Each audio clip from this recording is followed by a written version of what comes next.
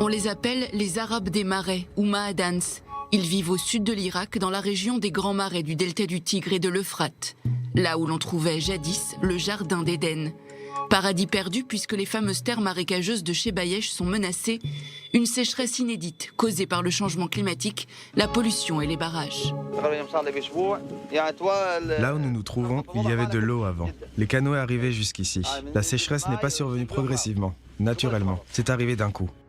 Nouveau jour sur ces eaux plurimillénaires classées au patrimoine mondial de l'UNESCO, Raad Hamid Hachem se lève avec le soleil pour traire son troupeau de buffles.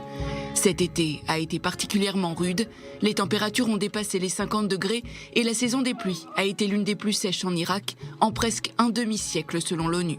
Une situation qui a entraîné une hausse de la salinité des zones humides à des niveaux dangereux. Vous voyez, nous utilisons de l'eau pour alimenter le générateur et elle se transforme en sel.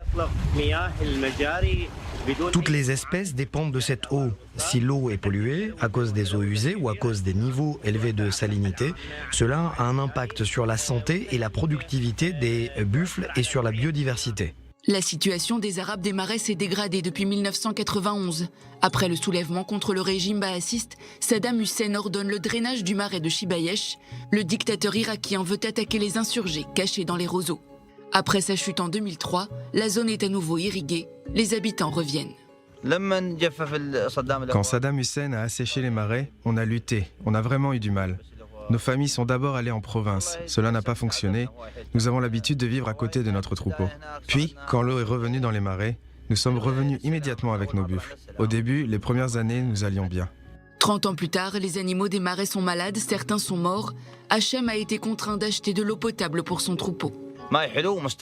Nous luttons vraiment pour ne pas devoir abandonner notre troupeau. Nous ne pouvons pas vivre sans lui. Le programme des Nations Unies pour l'environnement prévient, une hausse des températures mènera à moins de pluie, moins de productivité agricole et plus de sécheresse.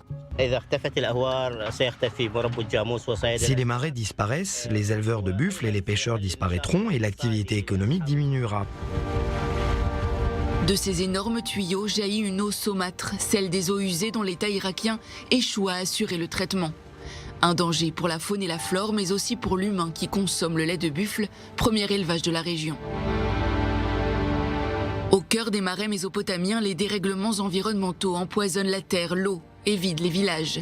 Alors qu'une autre vague de sécheresse est prévue en 2023, le changement climatique, la pollution et la construction de digues maintiennent l'Irak piégé dans un cycle permanent de crise hydrique.